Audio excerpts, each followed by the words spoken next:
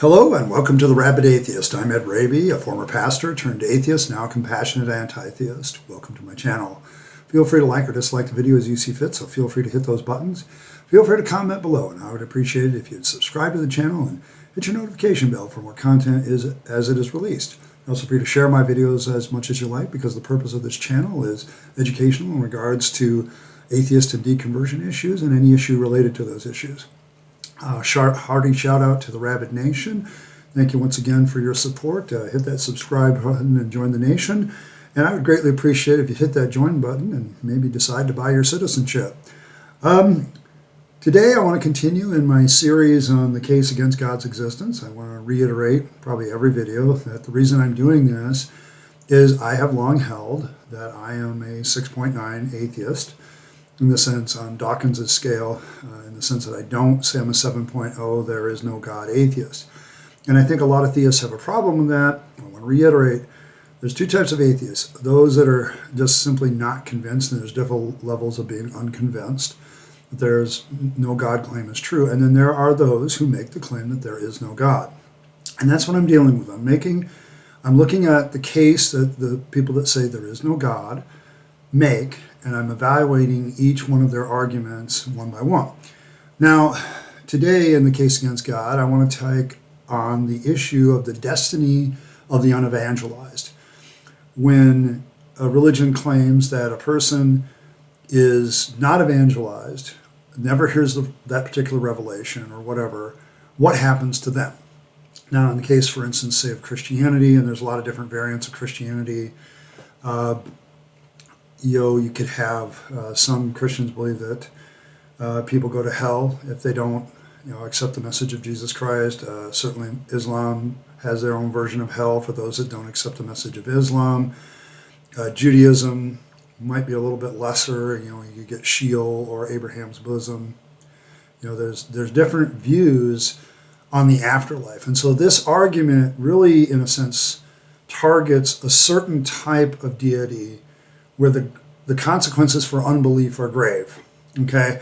But in particular, the argument says, well, what about those that never hear this revelation to actually make an effective decision? You could also argue, I think, that maybe the message wasn't explained correctly to those individuals, like somebody misinformed a person what that was or didn't explain it effectively because they're just, they're human beings and make mistakes or whatever.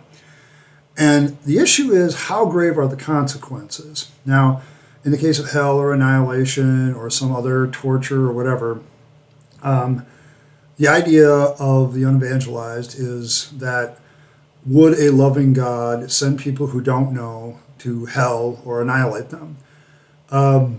Is there a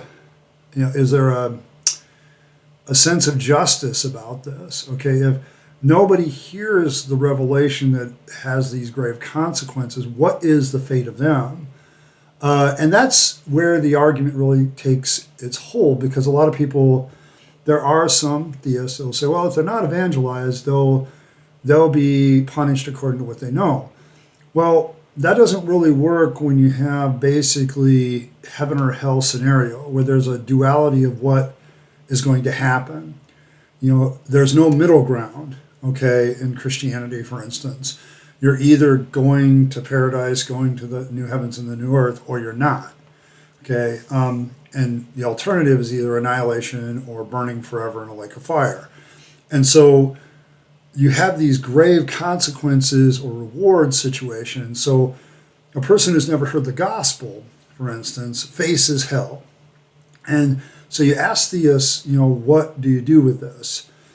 And they immediately go, well, they'll be graded on what they know. Well, they don't know anything, so what happens to them? And some say, well, maybe God will, cut them a break and let them in because they don't know. In which case, the argument encounters and says, no, wait a minute. If they don't know and they're going to get heaven anyway, another thing is like unborn babies. If an unborn baby is killed, what is their eternal destiny? Oh, they automatically go to heaven. But they never knew the gospel. They didn't accept the gospel according to your revelation. Anybody who doesn't accept Jesus Christ or Allah or whatever is going to hell. What is their fate? Well, they don't, they're going to be taken in because they don't know. Well, then the counter is, well, then why evangelize? Okay, this is pretty damning in particular of Christianity for instance, because at this point you would say, well, it would be better then not to tell anybody the gospel of Jesus Christ, because if they're ignorant and then they die, then God is just going to take them into heaven because they didn't know. But then you have clear statements in Scripture, particularly Jesus and the Great Commission, that says, go out and evangelize the whole world. But in obeying that, you're also endangering somebody going from heaven to hell because they choose not to accept. Well, I don't believe it. I don't buy it. Okay, well, now that you told them they do know, and they find themselves facing eternal hell based on your religion. Well, now they've heard it, they rejected it, so now they go to hell. Well, wouldn't it have been better not to tell them? Well, Jesus tells us in the Great Commission to go evangelize. And so you find in Christianity's case and religions like that, they find themselves in kind of this catch-22. Well, then others will say, well, yeah, I know they haven't heard, but they're going to go to hell, okay? Because there's some, Romans kind of does that in, because even though they don't know God, they know what's right and wrong. They have this internal witness of the Spirit that tells them what is right or wrong. But even if they don't get a clear explanation of the gospel, well, then you still have a problem, because now I would consider such a God unjust. Okay, and this is really the problem with the all or nothing afterlife theology, and it opens itself up to this very criticism, because you're kind of damned if you do, damned if you don't when it comes to evangelization. You're kind of damned if you do, damned if you don't when it comes to the ignorance of the person, or whether once the person is evangelized, or how much do they know. I don't know. From an evaluation standpoint, now remember, I'm going through these, trying to evaluate whether this is a good argument against the existence of God. I think it gives a nasty black eye to the theology of an eternal life, death, duality. Like you're either going to burn in the lake of fire or be in hell, or be in heaven, excuse me, where you have this, one or the other. I think it's those kind of theologies that face this criticism even more. And it may be more of an attack on bad theology or a bad understanding, but the scriptures are pretty clear. If my readings of Romans was like a lot of Christians back in the day, well, they know because they have this inner witness, God has revealed to them in natural revelation. So it is possible that they could understand something and pray to this unknown God or whatever. Acts talks about the unknown God, where Paul says you ignorantly worship this God, and so on and so forth. You get this argument, well, yeah, but everybody knows. Okay, and they're all sinners, and they all need God's grace, and they've all violated their own conscience or their own law, and so therefore they're all damned to hell, even if they don't hear the message of the gospel. The problem is, then does that person really genuinely get a fair and just, honest ability to respond to something that they're never presented? They might have the wrong idea. And so really this is kind of an argument that attacks that kind of God, that supports that end game where you're either going to be heaven or hell, whether you're going to be annihilation or heaven, whether you're going to be, Sheol versus Abraham's bosom. This idea of there's only two doors at the end of life. There's only this final judgment, this sheep and the goats mentality. And I think it attacks that idea. And any God that supports that idea, that is genuinely their thing, I think that does point out either to the injustice of God's commands to telling people to evangelize when it would be better not to evangelize them at all, because then they just go to heaven, or that God is unjust to send people to hell even though they're ignorant of whatever message would save them. Okay? It also kind of points to against a loving God Okay, because a loving God would make sure that everybody had an adequate time to accept or deny their message. And in which case, if everybody has this inner witness of the Spirit and can get it from natural rhythm, then what is the need for evangelism? Okay, why? If everybody can come to these conclusions without necessarily even accepting to the gospel, then what is the need for the gospel? And so I do think it attacks that type of God pretty hard. I think other deities and other spiritual forms kind of get away with it, particularly the polytheistic ones. The one interesting thing about polytheism, and depending on what form it is often the afterlife isn't that simply black and white. I'm thinking Norse mythology, there's like several different afterlives that people can have. You can, if you're, depending on really which one of the deities you serve. I mean, if you're brave in battle and you die in battle, there's two possibilities. Either Freya is going to come and get you for her hall, or Odin's going to come get you for his. If you just live a good life, you're brave, and you don't necessarily die in battle, there's better afterlives for you, but not necessarily Valhalla. I think you see this in like Hinduism. Hinduism avoids this altogether. So that whole polytheistic pantheon, because you got this reincarnation motif going, and so it's not, I mean, you could say, well, it might give them a worse life in some beetle or whatever that gets stepped on, but you're not really like getting rid of them. They just keep coming back and keep coming back. And different viewpoints that don't really share this notion of this heaven or hell, the extreme punishment that you could get for something, don't really have this for you to attack. I think this is one of the weaknesses of and I'm already finding this in a lot of these arguments against the existence of God, because they tend to attack monotheistic views that have a certain theology. And this is, once again, one of those arguments that really attacks something that has a specific theology. It's a specific God with a specific notion of theology, a specific way of doing things. And so it attacks that God really well, but it kind of leaves everybody alone, okay? Leaves everybody else alone. It doesn't really attack them.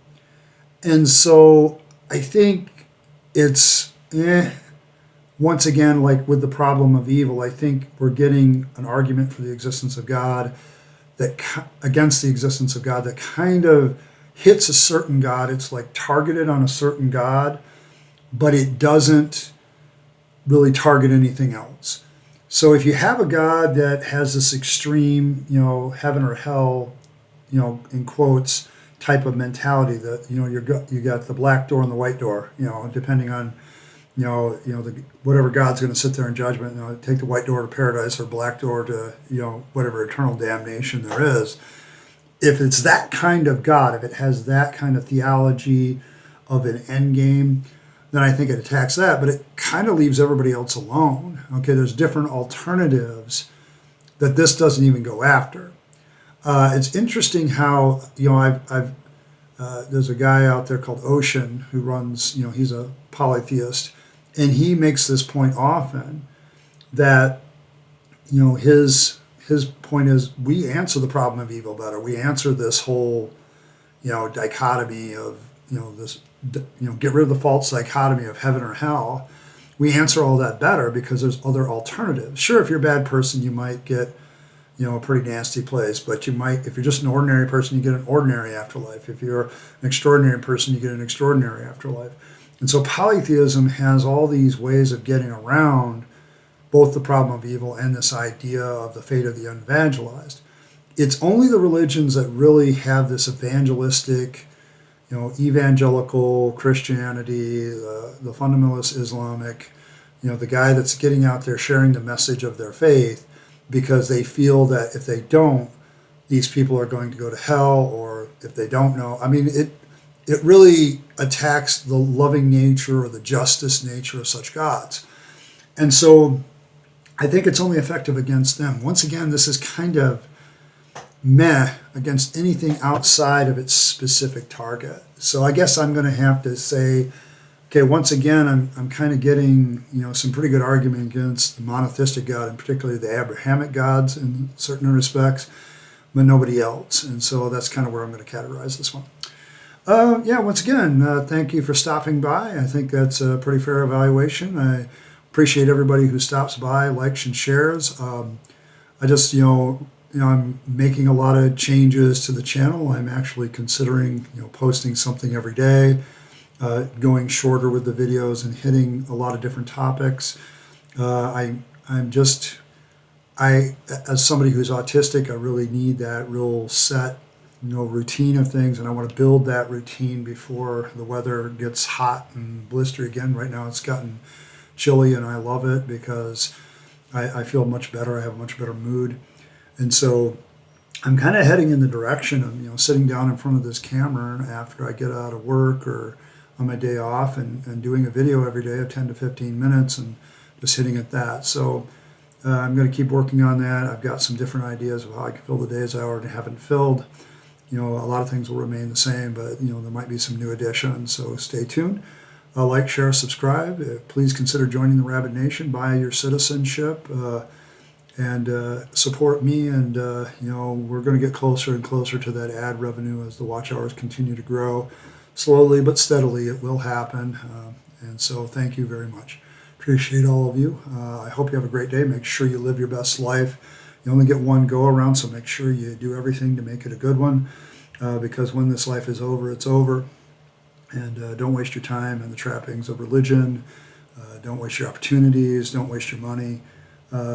Embrace the fact that this is what we get, and I think you'll be a lot happier when you do. I know I have become so. So thank you very much. Appreciate you coming by, and I'll catch you next time.